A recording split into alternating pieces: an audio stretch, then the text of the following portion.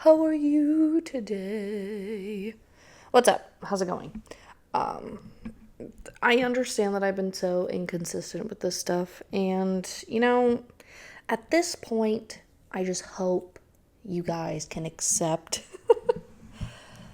the chaos that is McDally. And I say that ironically because most of the time I'm not chaotic. It's just the fact of I get distracted and a bitch got ADHD, okay? Like I noticed how bad this was specifically yesterday. Like it's always been interesting, but specifically yesterday, okay? I was sitting on the couch and I was saying, "Oh shit, I got to do my change of address," right? And then I got up to go get my purse, and then I realized that there was shit on the counter. So I started doing whatever the fuck I was doing in the kitchen. I can't remember. And then I think it was the dishes, or I was like making something specific or organizing something. And then I went to Google.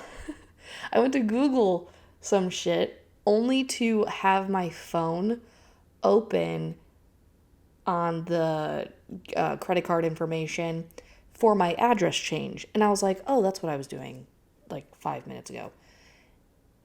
And then I for sure went to get my purse, got my debit card out, did the thing, stopped whatever I was doing in the kitchen, and then continued on my merry way after I did this shit.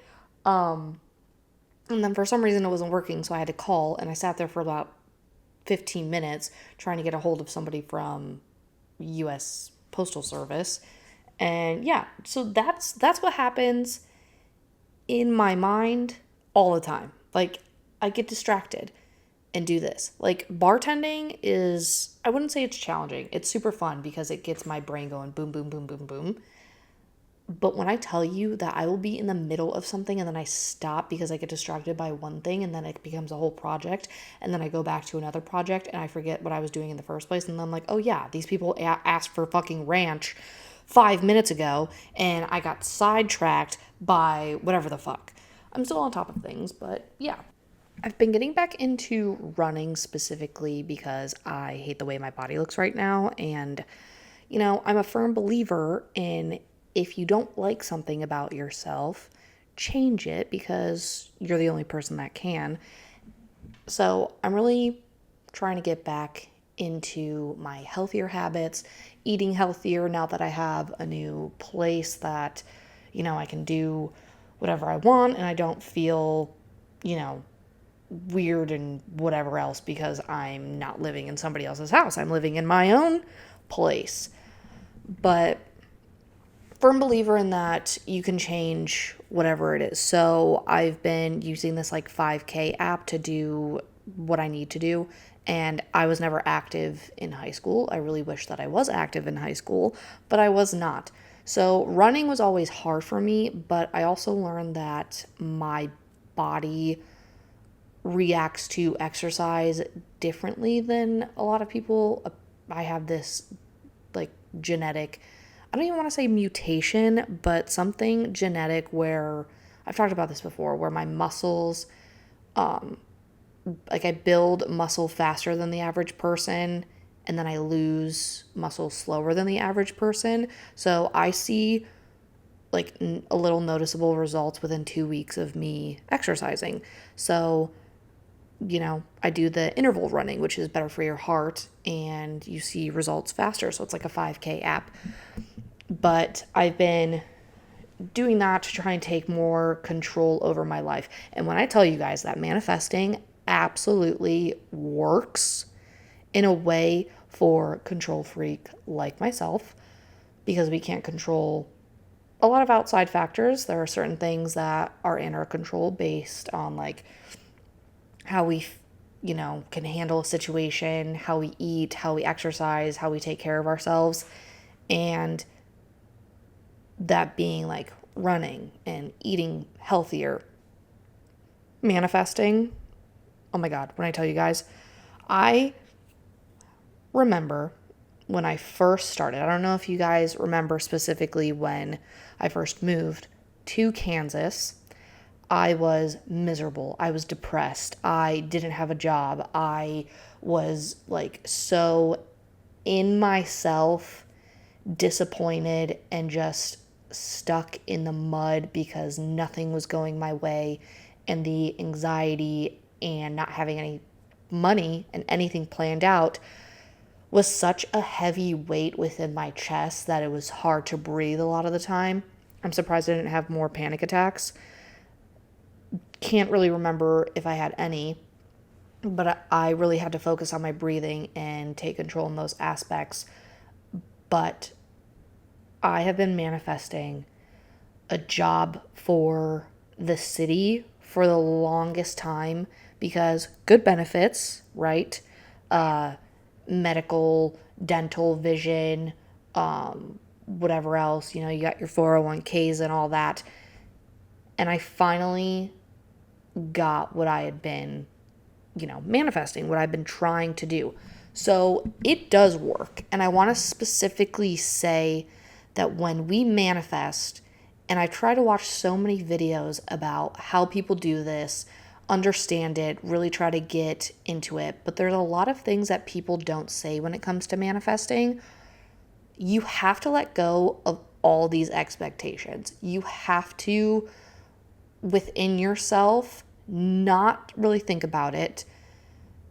One of those things was like, okay, I'm going to be happy no matter what happens. And I found myself, like, anytime I had a job interview or really wanting something, I would overanalyze.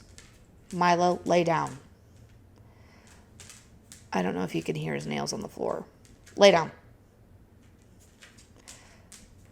I would overanalyze everything I said, everything I did, everything I thought of.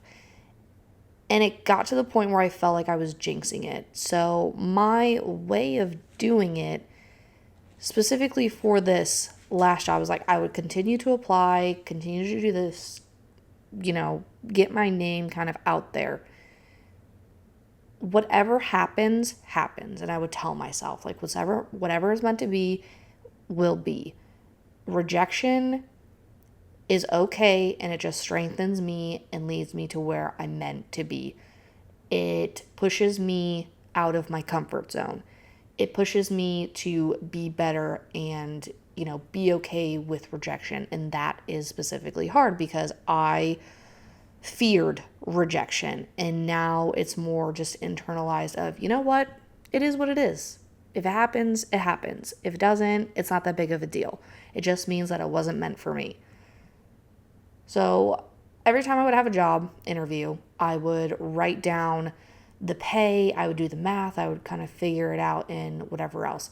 And the one time that I didn't, I ended up getting that job. Funny enough.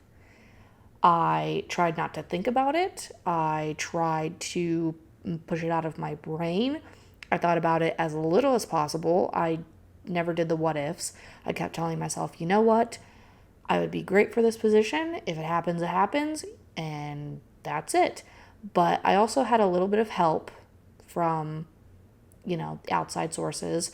And they really loved me. They loved my interview. They loved seeing me and wanted to push me towards other spots. And now my first day is tomorrow. And thinking back on where I started almost a year ago, which I was working retail and at a float spa, making barely anything, my bills outweighed what I was making. Like, it was tough. It was hard. And then coming to Kansas, living in the middle of nowhere, not having any friends, having my girlfriend, we were both stuck in the same boat. She had her, career take off a lot faster than I did, but she deserved it a lot sooner than I did because she did this type of stuff for almost a year and a half. Like, she took a couple of risks and they ended up paying off in the end, but like, she needed it more than I did, and I am so proud that she got that opportunity before I did. Milo, lay down. My gosh, he's so antsy. He keeps getting up. Lay down. I even took him outside, so I don't know why he's being a goofball. Where was I going with this? But looking back to see who I was versus who I am now and where just the change is drastic. And I will say that you can't stop manifesting. You can't give up. You can't let those negative thoughts in. Like, it has to be positive, because everything you say, everything that comes out of your mouth is a spell. And I kept telling myself, you know what?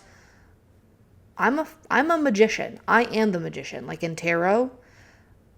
And when I had my reading done at Renfest a couple years ago, she told me specifically that. She was like, you are a master manifester. You get whatever you want. You get whatever you wish for. And it may not be how you want it, but it'll happen when it's meant to happen. And I just kept telling myself, you know what? Divine timing is a thing. Perfect timing is a thing. You can't rush what's meant for you, because what is meant for you will always find you. And you have to repeat that to yourself so many times. Like, anytime I had a negative thought, I'm like, nope, can't do that. I'm not allowed to think that way. I cannot say that out loud. I cannot think that. Like, when people say that they are broke, you can't say that. It's always, oh yeah, I'm rich, I'm pre-rich, or I'm famous, or whatever else. Like, you have to say it out in the universe for it to actually happen, because it will get to a point where you just start believing it. You gotta fake it till you make it, like the phrase specifically. And a year doesn't feel like very long, like it feels like a long time. But in the grand scheme of things, it's actually a lot shorter than what happens to a lot of people. And I always get what I want. I get whatever I wish for. It may not look how I want it to look or how I think it'll happen, but it always does happen better than I ever thought it could. So, a win is a win. And I'm just here to tell you that if you are in one of those tough situations and one of those tough spots, it will get better. I promise you. Because when I had negative money in my bank account, and then to now, drastic different. Like, my life has done a complete 180, and I couldn't be happier. And it's one of those things where, like, you know what, universe, show me how good it can get. Show me how good it can get. And I don't know what my next, like, manifesting thing is, but it's one of those things where you also have to keep it quiet, so until it actually happens. So I don't know. I gotta think on that, because right now I am content with how everything is going. And yeah, I'm going to Michigan to visit my family here in the next 2 weeks. There'll probably be an episode after we get back home, but yeah, so I figured we'd talk about people pleasing, because I've noticed a lot of instances and people around me who, really love to people please.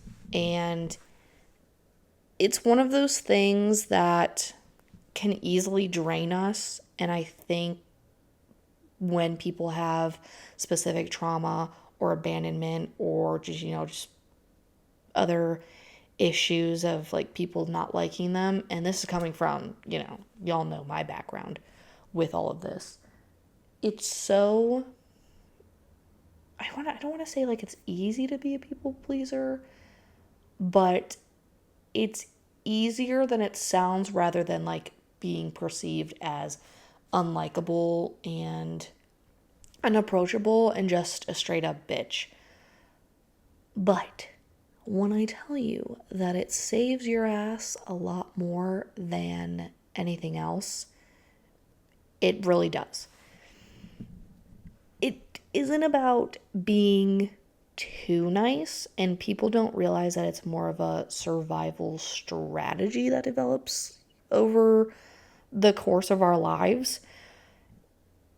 just becomes a habit of putting other people's needs, emotions, and their approval over ourselves. And it could be a way of like distracting yourself. Like, oh, if I, help do this for this one person, I don't have to focus on my needs. I don't have to focus on my issues. I don't have to focus on what's bothering me. I can focus on them. And as I say this, I don't know why, but it makes me think of like some moms. And that's not a bad thing. It's not a diss towards like any moms. But a lot of people will have children to save themselves, not a bad thing, save their marriages, or overall just like have something that needs them for their own survival. And then you continuously like either one, take care of this baby, take care of this child, take care of this person, through everything, as you should. But there gets to be like a fine line because you don't want to focus on anything within yourself. Like, you don't want to focus on the problems. Like, as long as you feel needed and feel like this and, cater to this child that needs you. And eventually, I think we reflect on our parents. For example, of what I'm saying. You grow up as a people pleaser. You grow up like wanting to feel needed, wanting, something to take care of. It comes to a point where it's toxic, but we ultimately end up forcing those things on our child.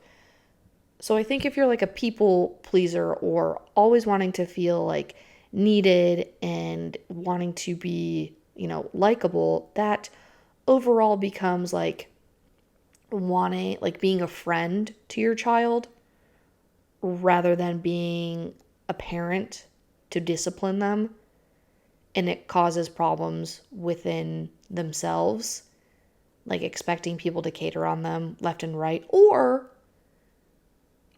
following in your footsteps of, being a people pleaser and just, saying yes and not wanting to, you know,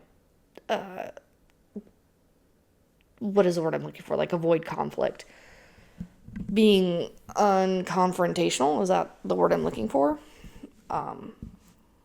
So when I look and see, reflect, I was very much a people person. Like, well, I am still a people person, but a people pleaser. It got, I never wanted to say no to people. I always wanted to be like the go-to person.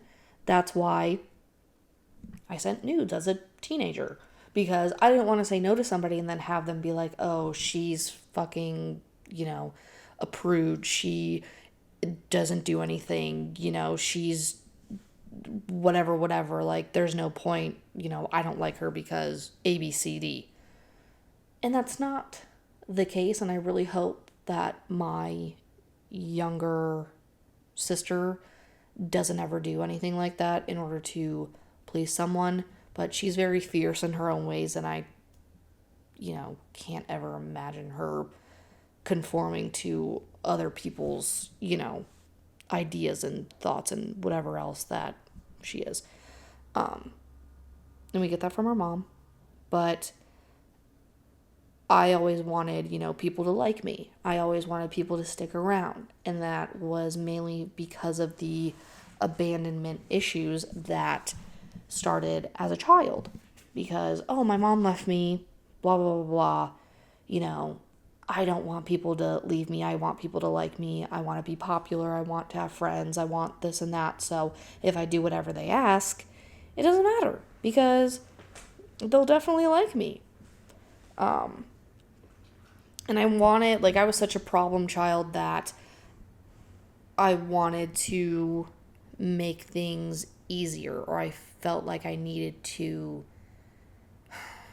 not repent, but like do something in order to reverse the damage I had caused. Like, as a kid, whenever I was in trouble, and my parents were mad at me, I would draw them a picture, like saying I'm sorry, like an actual picture that says in big bubble letters, I'm sorry, and being like, here you go, I'm sorry, blah, blah, blah. And it got to the point where like, we don't want to hear it, we don't want to hear it. But as a people pleaser, or I should say retired people pleaser, we tend to feel responsible for everyone else's emotion. And I think that ultimately leads to us wanting to be fixers. We want to be fixers of all the problems, of all the emotions, of like, someone who's sad. And I think that also goes hand in hand of like, I have a hard time, like, I'm going to contradict myself. I know this for a fact. I cry when other people cry.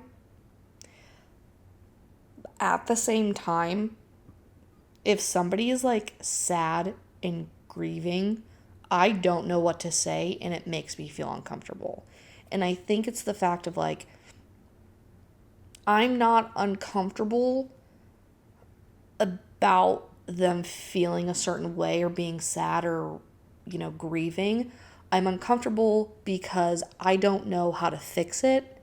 And my brain is always trying to look for things in order to fix it. And I found that, especially when someone is sad, we're not going to fix it. There's nothing we can do to make them happy and try to fix it. So feeling responsible for everyone else's emotion, especially with their sadness and everything, was a huge thing for me. And, I always said yes, even when I desperately wanted to say no. Or like, I would be like, I really don't want to. And ultimately being peer pressured because nobody ever like stood behind me and said, hey, don't peer pressure her into doing this. So now I've become that person where stepping up and saying, hey, don't peer pressure them into doing that. Like drinking. And that's only, what I'm saying right now and using that as an example right now because I see it so often. Like people will come into the bar and somebody will like ask them like, hey, do you want to drink? Hey, do you want to drink? Like, oh man, drink with me. And I don't. Like I barely drink any like at all. You guys know this. I've said this so many times. But if somebody says, I'll ask them, hey, are you drinking? And they'll go, no. And I'm like, okay, well, can I get you like a water? Can I get you a pop or something? And then they'll have the friend who's like, oh man, just drink with me. And I'm like, hey, no, like they don't have to drink if they don't want to. It's perfectly fine. It's okay. And eventually they'll get suckered into it. But I always want to be that person to stand behind them and be like, or stand up for them and be like, hey, they don't have to drink. Like, don't peer pressure them into feeling like they have to.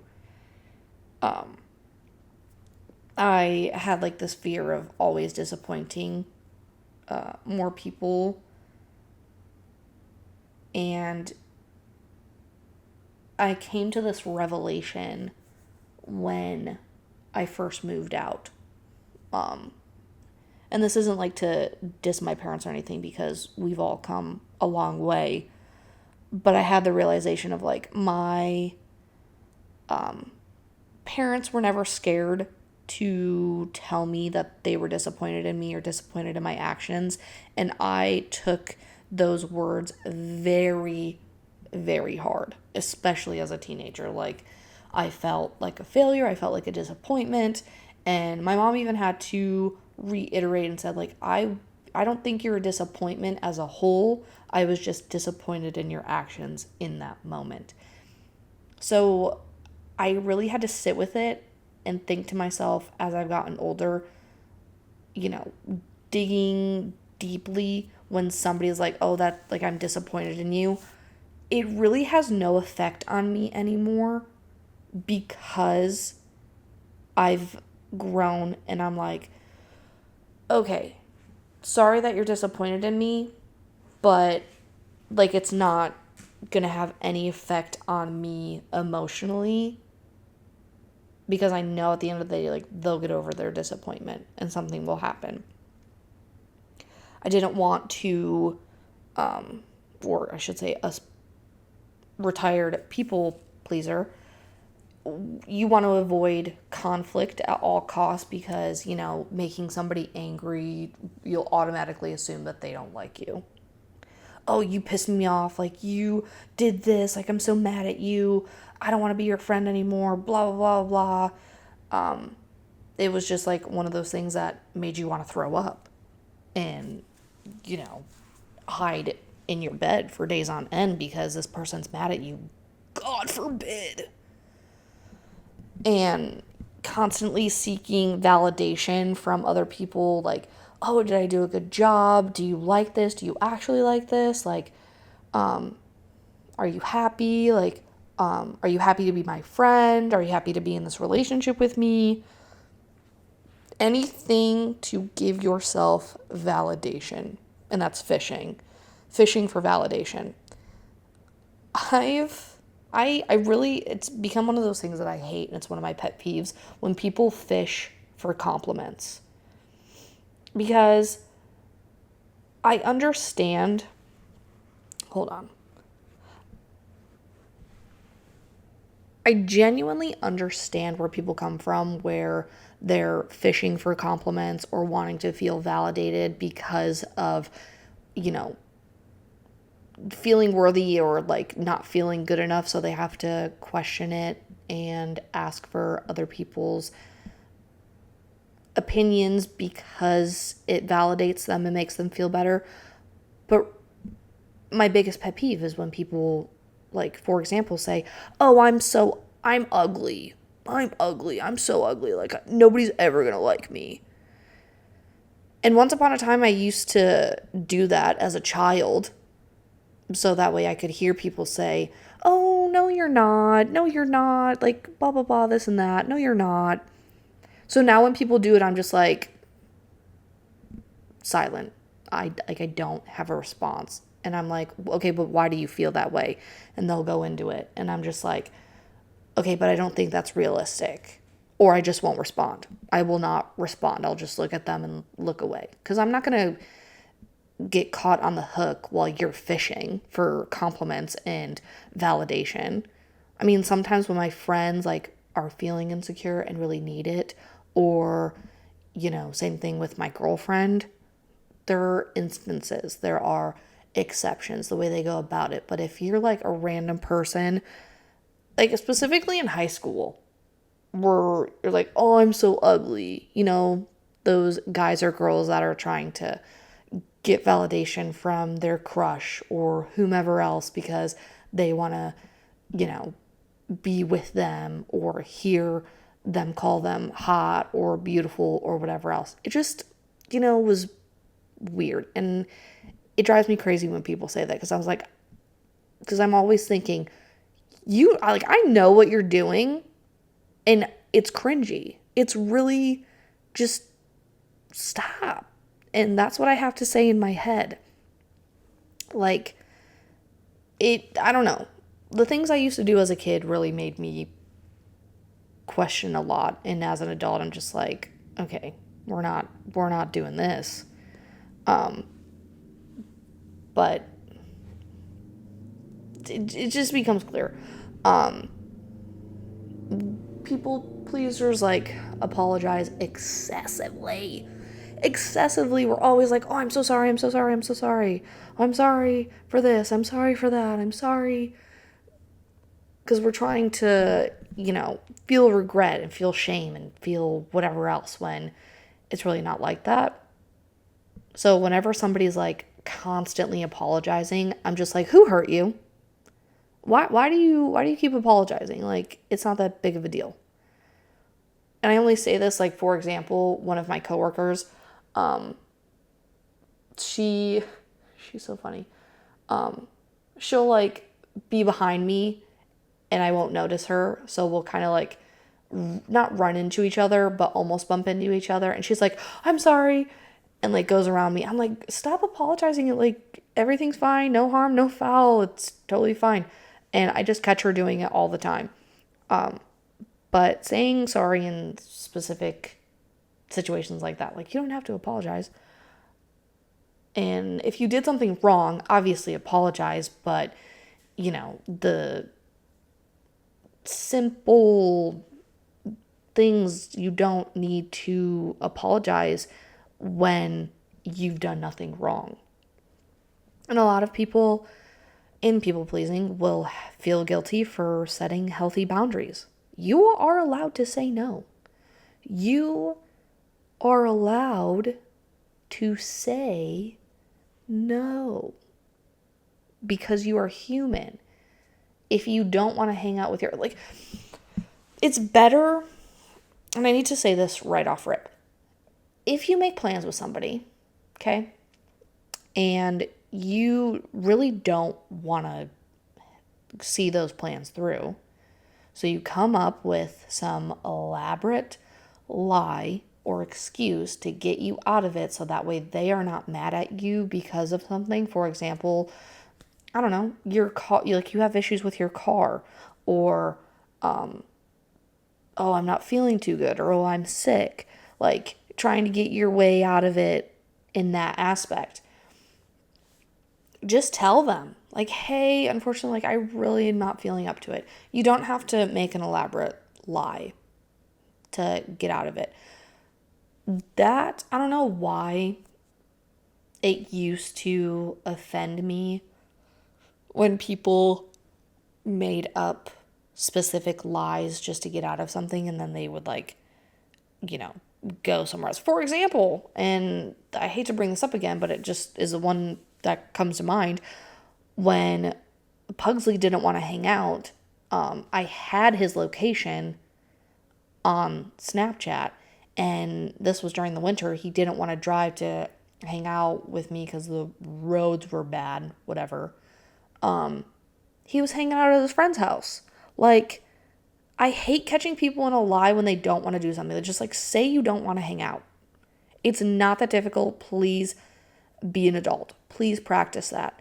Because if somebody's going to get mad at you for, not being up to it, or having a bad mental health day, and you just want to stay home and not be around anybody, that's okay. That is perfectly fine. It's not your fault. It's not their fault. Whatever else, you can take a rain check. You can make other plans, but don't be one of those people that try to make the plans and just keep rain checking, because then it just kind of gets a little old. But again, none of my business. If you want to do that, that's fine. Another is constantly worrying about what others think of you. What other people think of you is none of your business. And I will say that again. What other people think of you is none of your business. Why do you care? Because you want them to like you? Not everyone's going to like you. You are not made for everyone. And here's the thing that had me flip it around. Do I even like them? Do I even want to hang out with them? Do their values and morals and everything else match what I want? There are certain people that I do, I'm cordial with, I'm not friends with, because they don't have matching values. People who cheat and flirt with other people when they're in a relationship. Your morals and values don't match mine, so I don't like you. I don't care what you think of me because I already don't like you. And you have to think of it that way. You have to practice okay, but do I like them? Are they a good person to hang out with? Does my energy match them? Instead of thinking oh my God, do they like me? Do they like me? Do they want to hang out with me? Do they want to be my friend? And I've also had that issue. Sometimes I feel like I'm reverting back to some of those ways, specifically here, because I'm trying to make more friends. I'm trying my best to have a friend group again. And it'll never be like the friend group I had back in Michigan. Never, because that friend group broke up.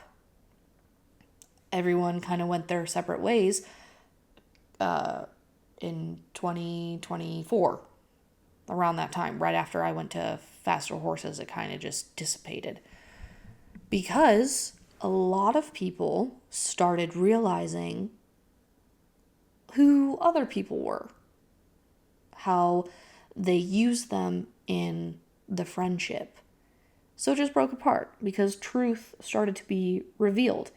And I may say that I was one of the people that started the truth seeing and had that domino effect because, the question in the friend group is like, out of all of us girls, why are we not hanging out with a specific girl? And not to be like the mean girl sense of, oh, we're not going to hang out with her. Like, there's a reason why we all stopped being friends with Penny. And, hearing the shit that goes down with her still to this day is fucking wild. Like, not going to get into it because it's none of my business. It's not my shit to tell. But still, people are finding the truth out after 2 years of the friend group breaking up. For sure. Like, it started to dissipate and then all of a sudden it just really cracked. But I get a little insecure when I make new friends because I think I try to go for like what that friend group was, especially, wanting new friends and having Jen, who is so outgoing, and Brooke, who is very talkative, and my friends who are very, great people and make me feel whole and secure within our friendships, that being here and trying to find my like more friends to deal with, like, I want to be people's friends, but if they're inconsistent in their behaviors, it kind of freaks me out because I don't like inconsistency. If you're inconsistent, like, I know that's normal, I know it's natural, but for me as an individual, and if maybe when I start going to therapy, I'll like talk to my therapist about this, but people's inconsistency makes me want to throw up. I can't stand it. If you're so nice to me and like want to hang out with me one day and then the next day you're kind of just like, I don't know, not speaking to me or not even saying hi to me, I'm like, okay, what the fuck is going on? What is happening? But as a retired people pleaser, if you're a people pleaser, we're often very empathetic and caring because we have the desire to help people. And the problem is that the kindness becomes tied with self-worth. So instead of believing I am worthy because I exist, you start to believe I am worthy because I'm useful or agreeable or needed. And putting people first and ignoring your own needs and like all of that can become so emotionally draining and become resentful. You rarely express that resentment because you fear upsetting people and you continue to overgive in order to maintain peace. But the only peace that you are maintaining is theirs. What about your peace? What about how you feel? And in order to stop this, you have to understand where it came from. Okay, when did I first learn that saying yes kept me safe? Or did I feel responsible for other people's emotions growing up? Did I have to earn love through being helpful or quiet or successful? And you have to learn how to identify your own needs. What are you feeling? What do you need right now? Do you actually want to do this or do you just feel obligated? Practice saying no, because a simple I appreciate you asking but I can't, or I'm not available that day. Okay, but why? I'm just not available. You can either go into full detail or not. Or simply say, let me think about it and get back to you. That kind of gets you off the hook by saying, let me think about it and I'll get back to you. There are ways to get out of doing things, and you can say those specific things. And if they ask, like, why, you can just say, like, I have something personal going on that day that I really don't want to talk about. And that's perfectly fine. Like, it's none of their business why you say no. And you have to stop taking responsibility for everyone else's feelings, okay? They can be disappointed, and you can still have healthy boundaries. In order to, you have to be comfortable with being uncomfortable. And setting the boundaries feels incredibly uncomfortable. And it's not because you're doing something wrong, it's just because it's different. It's not where you're used to. You're used to saying yes. You're used to being the yes man. You're used to being agreeable. You have to build the confidence within yourself of like, and stop asking, like, do they approve of me? Like, try asking, am I proud of how I am treating myself? Then there can be automatic habits before agreeing to something, like pause. You ask yourself, am I saying yes because I want to or because I'm afraid of disappointing them? And setting healthy boundaries, like not answering work messages after hours. Big believer on that one. Saying no when you're already overwhelmed. And, you can leave conversations that become disrespectful. Like, you don't have to stick around when you're being disrespected. And I feel like a lot of people think that they have to take it because, this person's talking, it's rude to just walk away, or like, I want to hear what they say. You don't have to stick around for whatever they're saying. You can walk away. What are they going to do? Follow you? Like, you could just go home, get in your car and drive. Oh, but they're in my home. Okay, then leave. Take a walk. Go get a sweet treat.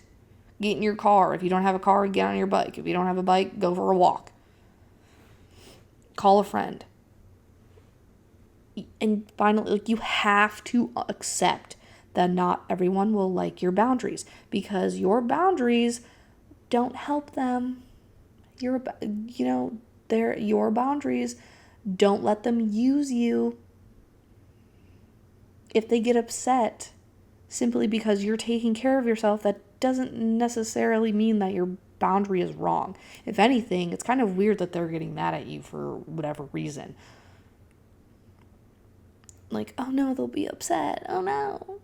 Ah. If I always say yes when I mean no, I'll be upset. Right? Because healthy relationships can handle honesty, and the people who truly care about you don't need you to abandon yourself in order to love you. The people that, are using you will be upset. And if you notice that, it's kind of a red flag. And you can either ask them about it, be like, hey, this is kind of weird. Why are you acting like this? I'm confused.